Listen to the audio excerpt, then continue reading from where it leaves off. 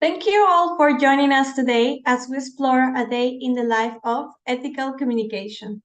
The Polaron team would like to acknowledge the traditional custodians throughout Australia and their continued connection to land, sea, and the community. I would like to start with the agenda. We will firstly introduce our panelists and hear from Polaron's founder before moving to our presentation, the panel discussion, and finally finishing off with the Q&A. Just a reminder that we will answer all your questions and comments during the Q&A section at the end of this webinar. Before we begin, we are excited to announce that although this will be our last webinar for the year, we will be returning stronger than ever in 2024. In 2023, we have received over 2,500 views across 12 webinars, tackling topics such as AI translation, pronouns, bilingual workers, and multicultural campaigns. We have received over 2,000 registrations and an overwhelmingly positive feedback. Thank you all from our viewers. We are committed to bringing you more insightful content next year. So if you have any topics you would like us to cover, you are more interested in, you're curious about, please provide this feedback in the survey link in the description. First off, I would like to introduce Anya Jones. Anya is the Managing Director of AJT, a UK-based agency specializing in translation and localizations for the European market. Earlier this year, AJT was named Ethical Business of the Year by the Association of Translation Companies in the UK. Wonderful to have you, Anya. Next up, I would like to introduce Daniela Ruiz. Daniela is a team leader and a specialist within the project management team and has an active role in ethical communications with translators and interpreters here at Polaron. Thank you for joining us, Daniela. Finally, I would like to give a warm welcome to Eva Hussein, the founder and director of Polaron Language Services. Eva is a certified translator, interpreter, and a NADI examiner. She will be our moderator for today. Over to you, Eva.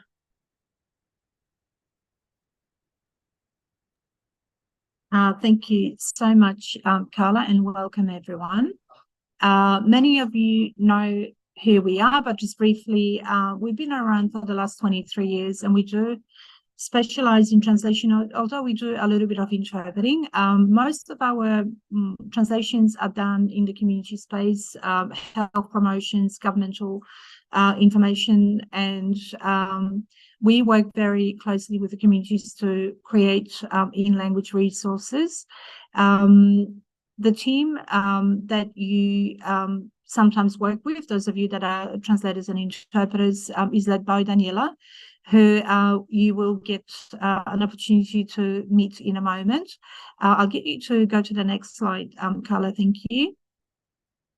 And I just wanted to mention briefly why we're talking about ethical communication before I hand over to Daniela.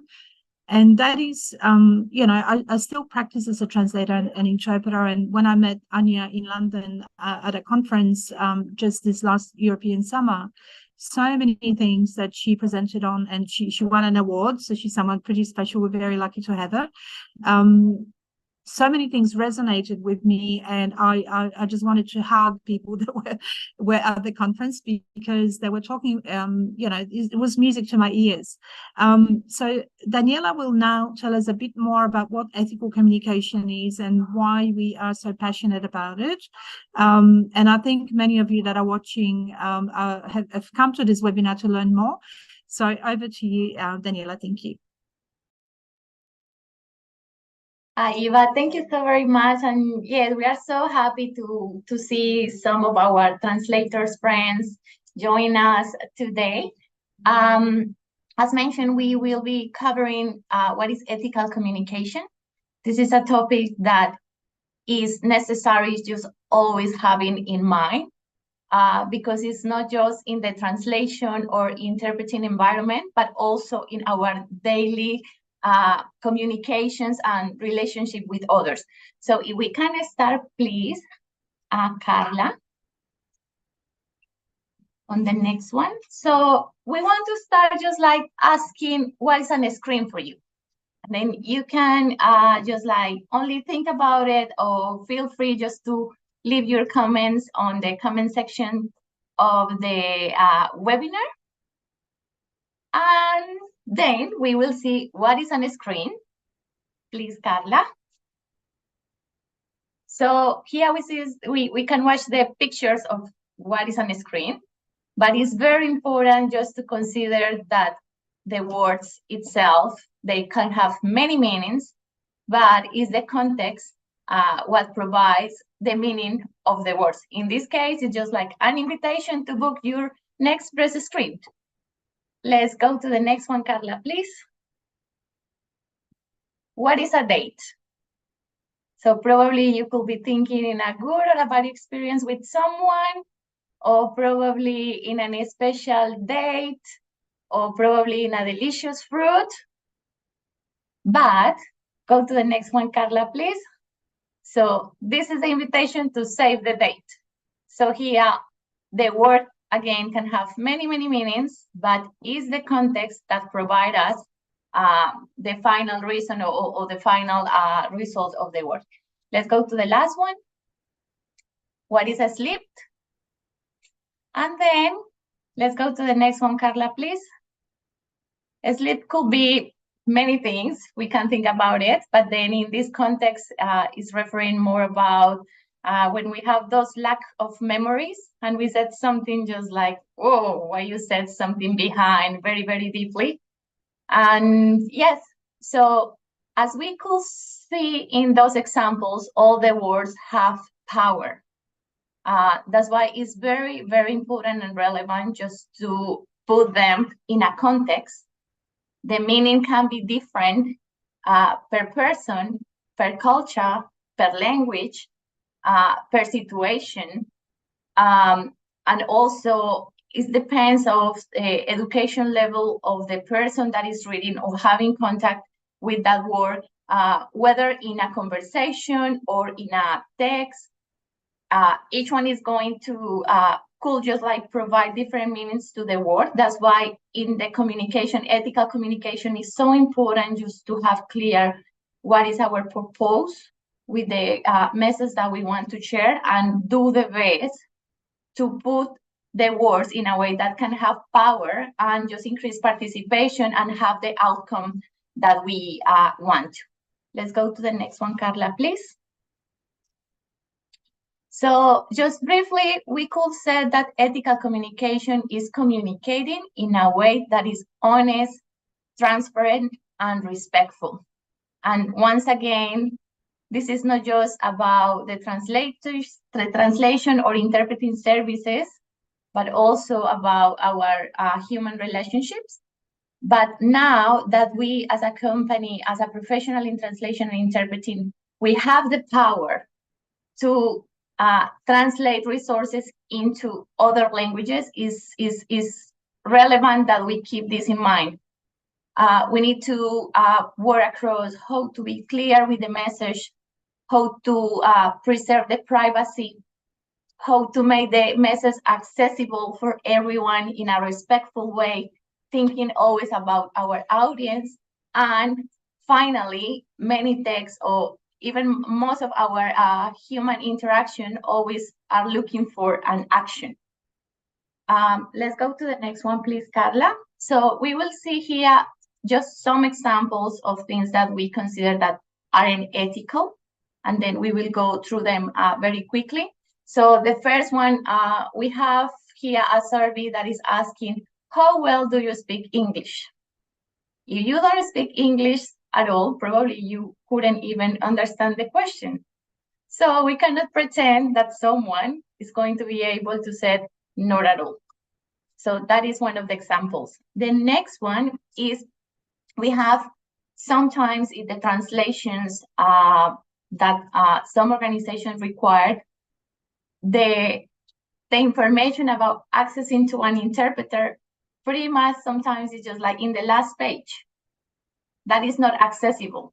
If we are thinking and considering that someone from a different language background is going to read the information and is not going to be able to understand, that will be something that we will have to put in first place. Other example is, this is very common. Some websites include the Google translation options in the website. That could be a good solution in some cases for just like basic messages.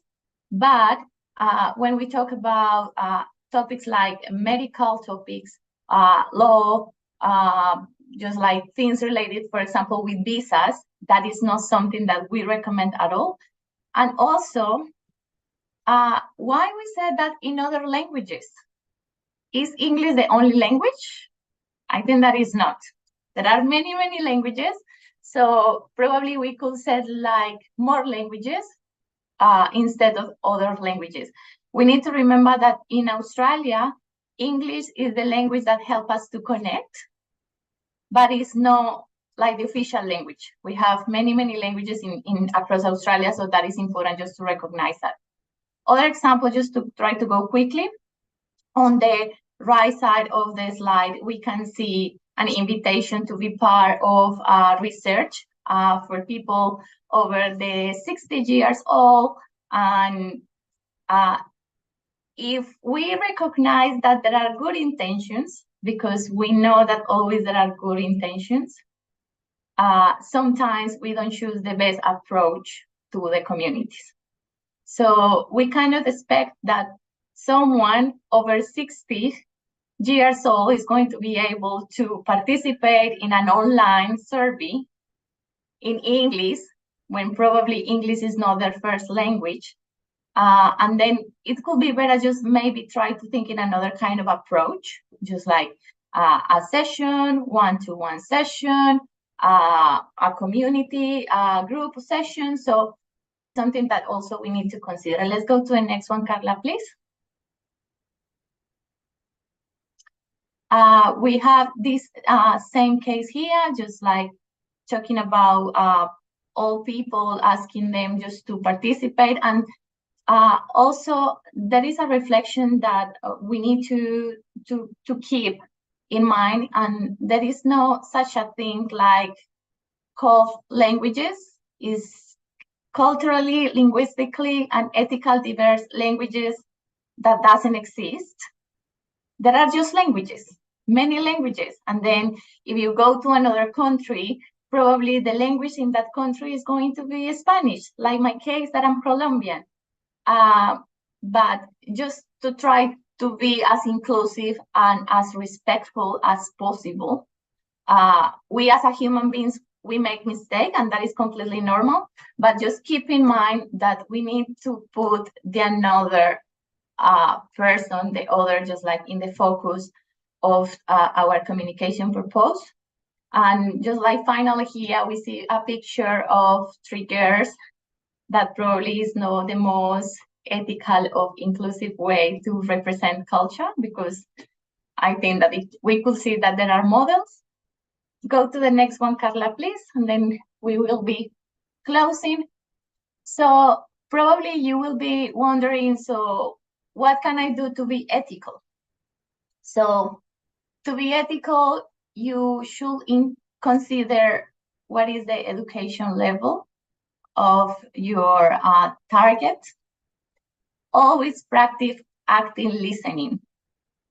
Just don't pretend to have all the answers. Just better ask questions and listen to others. Involve communities in the process. Be respectful. Always trying to plan your project in a way that you can include others. Also recognize the participation of the communities. This recognition can be through payment or through community groups when you can just share the results.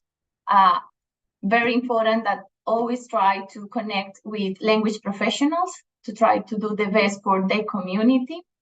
And finally, just like keep inform the communities of the resources that you are working on. I think that that is pretty much all. Thank you so Daniela. much. Thank you so much, Daniela. Yeah, that was a great presentation. You really summarized what we can do, what are the recommendations not to do. And now we're moving on to our panel discussions. Over to you, Eva.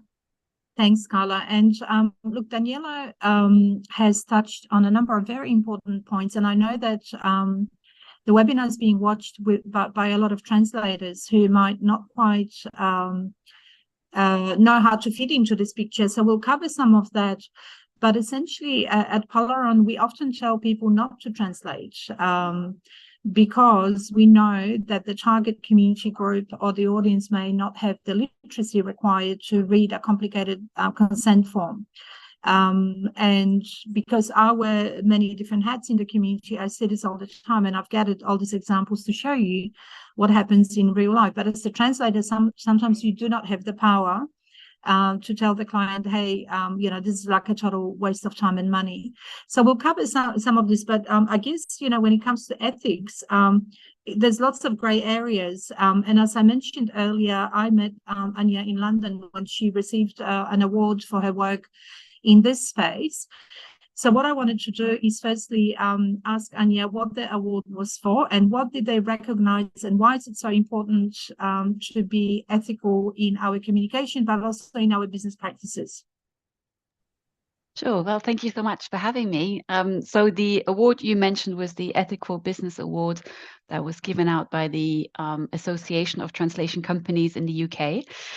They partnered for the very first time with the EU ATC to put on an ethical business summit. And I think, if I'm not mistaken, it was probably the first kind of summit or conference of its kind in the translation industry. I think it was the first time where an organization said, you know what, we really need to shine a light on ethics and sustainability in our industry. And I think part of that was probably accelerated also by how fast AI and technology is moving and people being quite wary and worried also about the future of the professional translation. But yeah, so one of the things we were being recognized for was our work as a B corporation.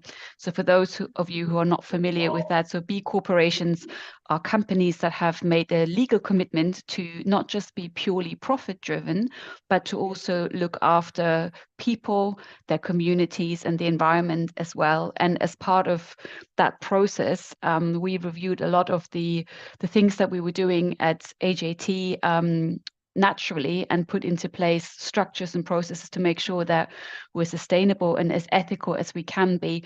And when I say ethical, that means how we treat our staff internally, but also how we interact with our translation community more broadly. And so that covers all sorts of things, for how we pay, how we communicate, how we demonstrate respect and all these kind of things that actually Daniela just mentioned about integrity and honesty and accountability as well.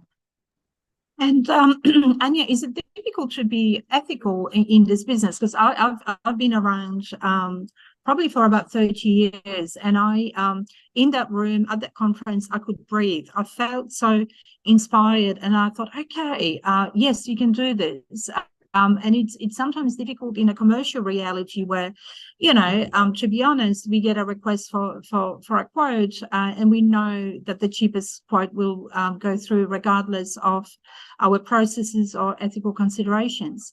Did you make that decision consciously and you thought, I'm going to stand out from the crowd and just go ethical, or was it like organic? What happened? Can you tell us a bit more about that? Yeah, I mean, we've been going for about 13 years, and I think being an ethical translation company was always very much at the heart of what we were doing, and probably stems from the fact that I started out as a freelance translator from English to German way back when I first started the company. So I'm really close to the translation practice, and, I understand what translators go through. And what I mean by that is when we see some of the more questionable practices of companies, I often feel that is the further removed a company is from its translators, from its community, the shadier the practice can get.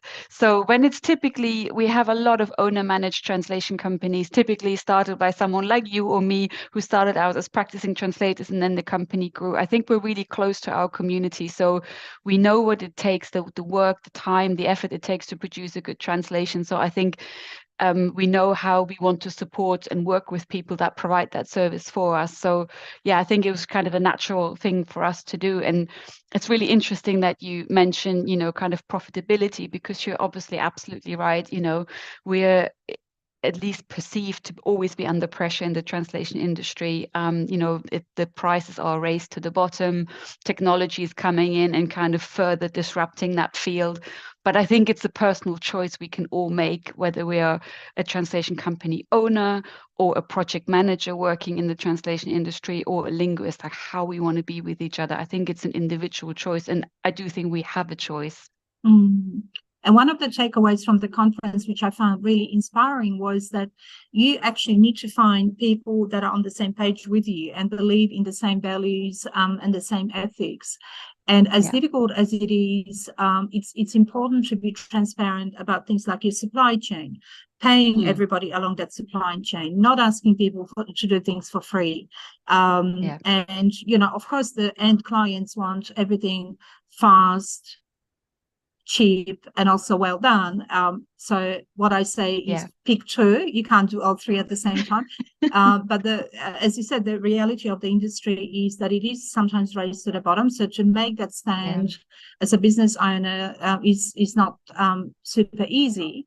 But I was truly inspired by examples of companies such as yours, and I've learned a lot. It was probably one of the best conferences I've ever attended.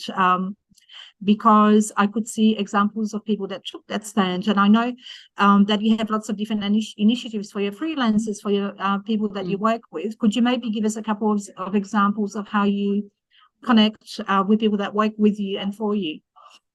Yeah, absolutely. So I think the first part about finding people that align with your values, I think that comes with time. Once you start thinking around the difference that you make and how you want to run your business, you then automatically, when you go to networking events, when you reach out to companies, you're starting to look for those kind of companies who value the same things that you value. For us, we became a B Corporation last year, so we're in that space where we're now also, talking with lots of other B corporations that are not in the translation space, but that are doing similar things to us, and they naturally become, for us, companies we'd love to work with. And over the last year, we've started to work with other B Corp creative agencies that needed an international element to the campaigns that they were creating. And so that's a really lovely place when all of a sudden you start working with clients who understand that actually just always pushing down on the price isn't going to get them the results, and that they understand what kind of impact that would have on the supply chain, but also on eventually on the quality of the work that we can deliver. But just to talk about our translation community. So one of the things that we have done is really open up the community. So somehow, I don't know why, but traditionally, especially with the really large translation agencies, there are real silos where translators are being kept separate from the editors. No one is talking to each other. Everything goes through this flip-flop of the project manager, where you have the translator here and the editor there, and there's no communication. And, for years we've said, we don't need that. We trust our translators. Everyone signed a non-disclosure agreement. We're all, adults, we all respect each other. Let's bring everyone together. So for years, we've had a Slack workspace where we bring people together on projects, and people can freely talk to each other in like on the same language pair, but also across different language pairs, which has been amazing when you work on really large projects where, if one language uncovers a problem, everyone knows about it, and then we can actually solve much faster and deliver a better quality translation to our clients faster. And then more recently, we've really opened that up. So we've now got Slack channels where we can, people can share events, they can ask for help, they can actually post jobs that they might have for another freelancer where they need support. And we've also started running some events now. So we've had a couple of lunch and learn sessions over the last few months where we've invited translators from our community to talk to the community about something that they're passionate about, or something that's, where they want to share their knowledge. And that's been really well received in, kind of championing the translators, but also sharing the knowledge of that all these experts have in our community. Because it can be a lonely life, right, as a business owner and as a freelancer. But have you noticed that the competitors are watching? Because I think what happens is, and I just the other day I've learned this concept of diversity theatre.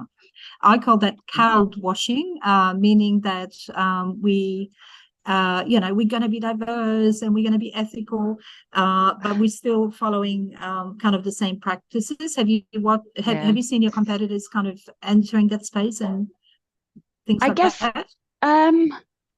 I think I sometimes get the idea that people try, and on the face of it, they say, "Oh, we really value our translator," but the proof is always in the pudding, right? Mm. So I think sometimes, especially very large agencies, will run a campaign where they, for translation, International Translation Day, they will feature a few linguists, but then, behind the scenes, they're still paying crappy rates and pushing down on translators to work extra hard, do little bits for free. So there's definitely, a kind of bit of what we call purpose washing going on there. Yes, but purpose washing, that's a new one. Okay.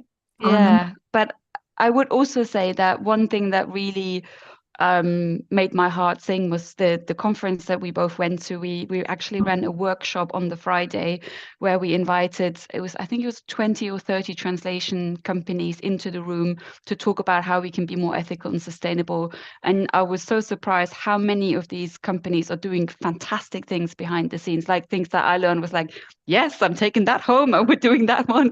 And some really fantastic things like monthly calls with the linguist community, championing translators, freelance translators, to put them up for awards, doing a shout out for like a translator of the month, sending translation newsletters for the community, so where they give shout outs to what people have been up to. So there's a lot of good out there. And I think, coming back to what you said earlier, I think we can change that narrative. I think we're often our industry is often dominated by the really big agencies, which have done a lot of damage over the years, also in terms of how they operate and putting down the pressures in terms of pricing and project delivery. But actually, when you look at our industry, it's actually made up of a lot more very small to medium-sized translation companies than there are large companies. So collectively, we do have a voice. We can stand up for ourselves, and we should. And that's really interesting in that sometimes, people feel a little bit disempowered in this corporate world where, the idea is to have a sustainable operation. And there are the pressures that are sometimes external, and clients really don't care, don't understand. They just want something to look Chinese or German or whatever it may be. So when we covered, when Daniela covered the first few slides, we showed how language works, and a lot of our linguists that have joined us, of course, know that, but clients don't. So sometimes you have to find a way to, like, in a very simple way, explaining the risks around, even translators rushing, because if you are paid very little, you're more likely to cut corners and things like that, right? I'm not saying that everyone would, but also feeling that you're not being valued, you're not being respected. When you've studied for a number of years to get your credentials to be a professional translator, and then there's this constant price pressure, and do it faster, do it cheaper. That's quite hard. But if you were to tell us 3 things that you think an LSP or language service provider should do to be ethical, what would they be? What could we do? I'll do to change things a little bit. Yeah, I think it starts with company culture. I think it starts with, there has to be a clear line of what's acceptable and what's not acceptable. So if you, as the managing director, instruct your PMs, you just got to get it done. Whatever the client wants, you got to get it done. Actually, that creates ethical dilemmas for project managers, right? So if Daniela is being told, listen, they want it fast, they want it cheap, they want it now, they want great quality, what choice has she got, right?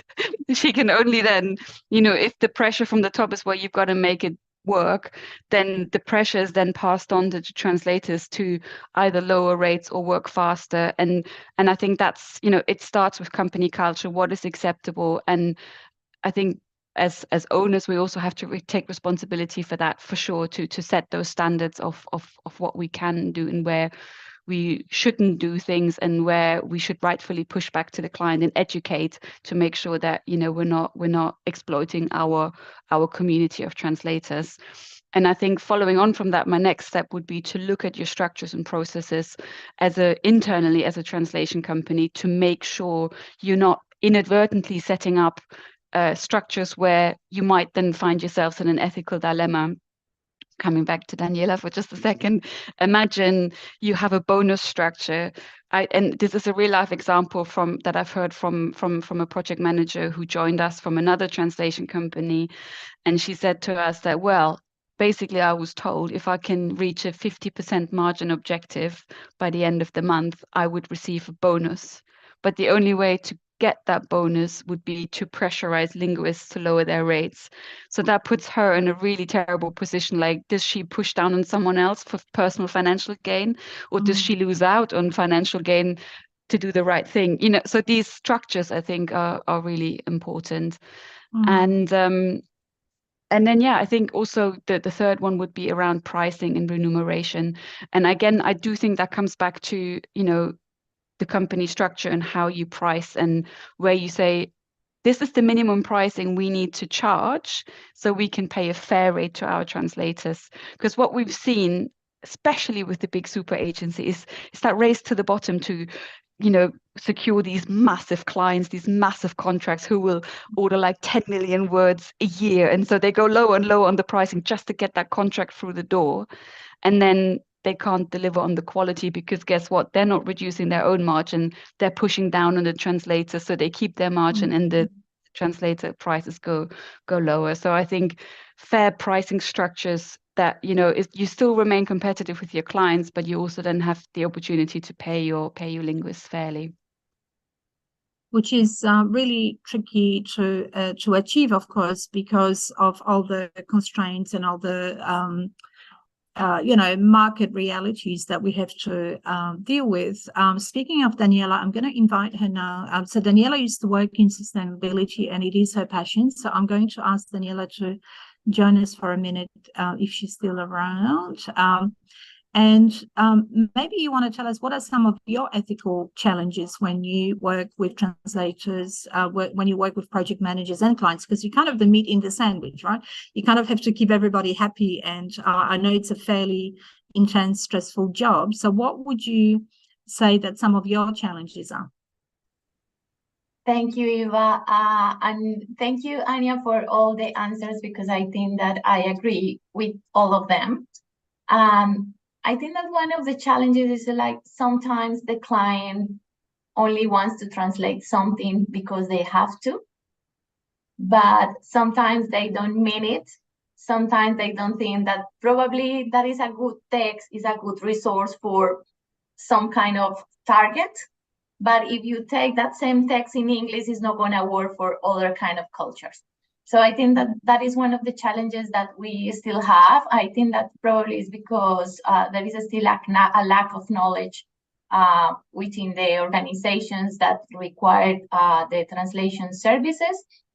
And of course, it's also the way that not only grab the client money, but also do something good with those resources that we are going to translate. I think that that is something, one of the challenges.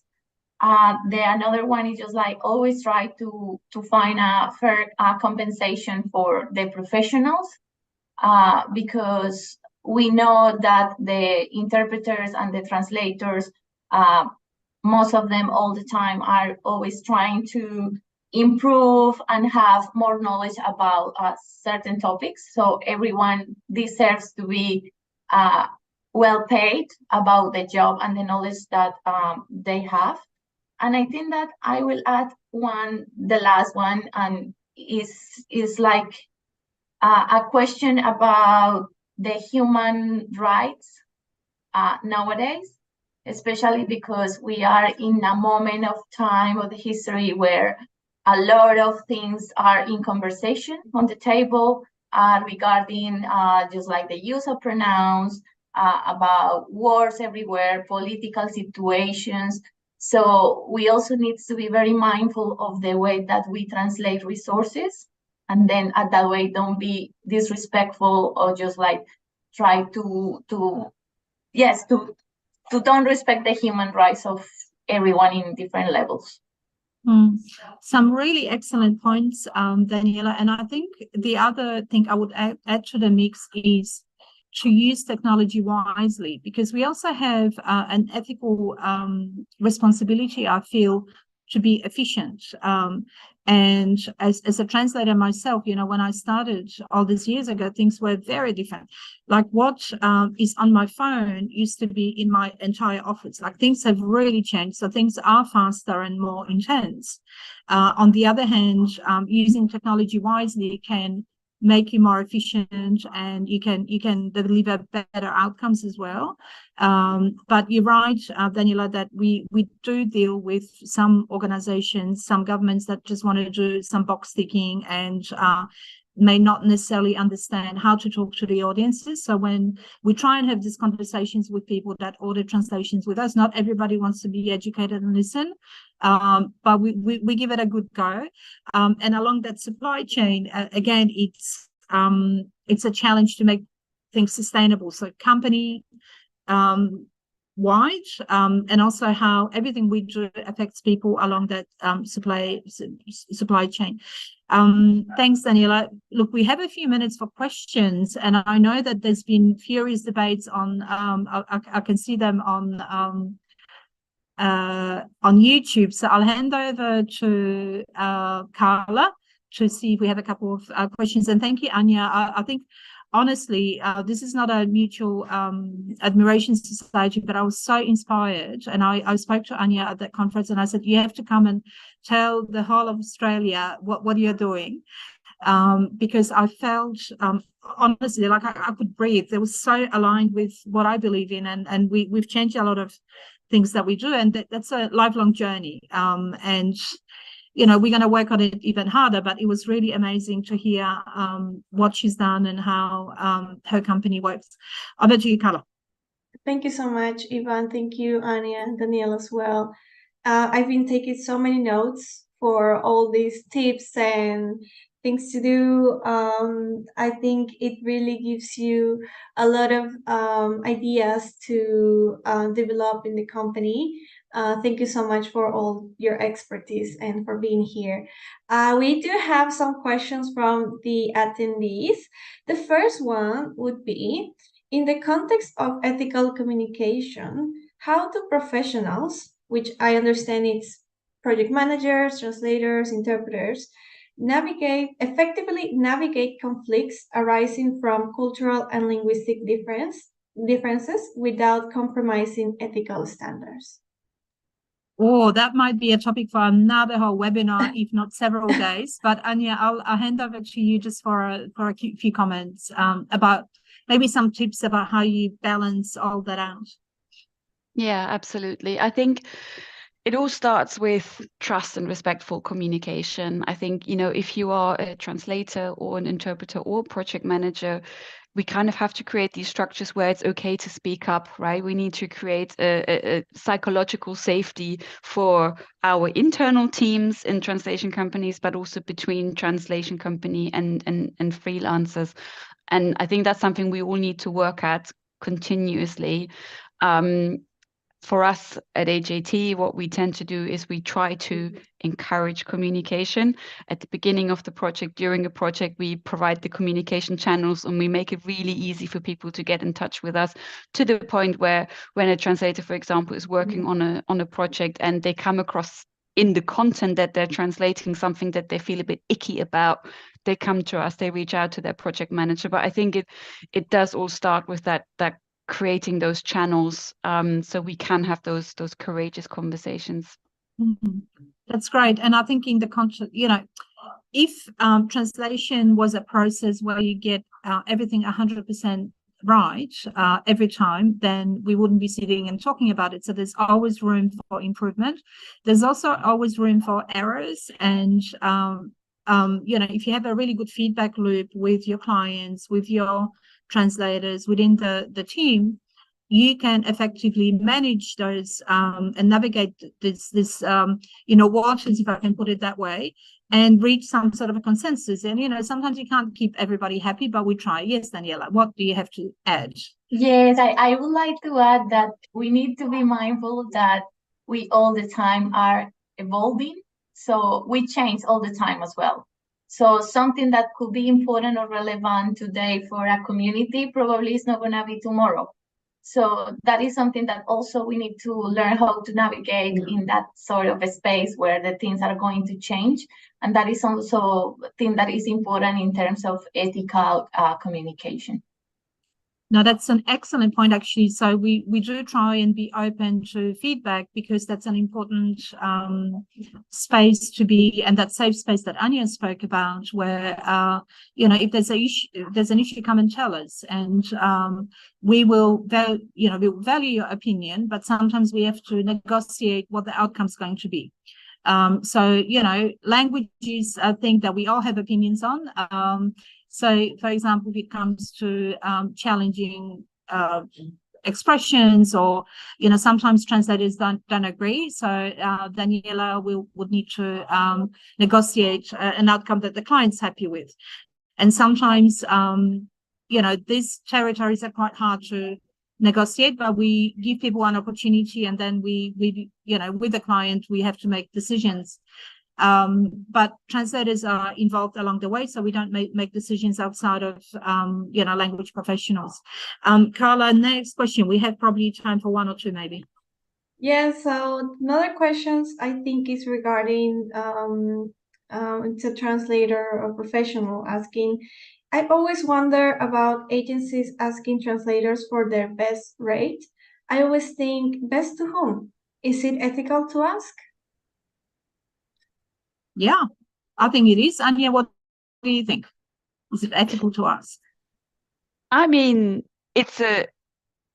what's the best rate? I think what they're implying there is, give us your lowest rate, right? So I don't think it's unethical, but I think it's uncool because, essentially you're straight away pushing someone to say like, oh, give us the lowest rate as low as you can go. And I think it doesn't set a great tone for a good partnership, a respectful partnership from the start. So yeah, it's not unethical, but I don't love it. So Anya is not only ethical but also cool, everyone. I think if you do get asked that question, you can give your best rate. So you need to take into consideration what you can because some agencies will do that. And the other unethical thing that I'm seeing is, because I'm still on the NAATI directory, I get from lots of our competitors, pretty much every week, I will get an email with people's documents attached. I don't have relationships with these agencies at all. And I'll get something like, here's some documents. Can you give us your best rate? Okay, can you give us a quote? So not only is that a breach of confidentiality, because there's, people whose documents are floating around the internet don't know that this has been sent out to 20 people in the NAATI directory. But I feel that pressure about the costs and giving, like the cheapest price. The best sounds like give us the cheapest price, but you don't have to bow to that pressure. You can say, my best price is X, Y, or Z, when you've taken into consideration what you're contributing to the conversation, but also, how raise your language. There's so many things around pricing that maybe we do need to organize another webinar. But yes, don't just be ethical, be also cool is our message. Carla, do we have time for another question? Are we out of time? Oh, I think we're out of time, so sorry. Oh, But it was amazing webinar. Thank you so much. I love don't be cool, don't be uncool. Purpose washing as well. That's something, I'm going to so many things to think about. But thank you so much, Anya, Daniela, and Eva. If you do have any language services related inquiries, please contact me at carla.f at polaron.com.au. Thank you everyone for watching this webinar and for being here for all the webinars we've been doing this year. As I said at the start, we are going to make more webinars next year. Please leave in the comments which contact you would like to see next year. And again, big thanks to Anya, Daniela, and Eva. And you've been very, very wonderful. It was amazing. Thank you once again for joining this webinar. And we hope you enjoy, and we cannot wait to see you in 2024. See you next time, everyone. Thank you. Thanks, Anya. Thank Thanks, you. Daniela. Thanks, Carla.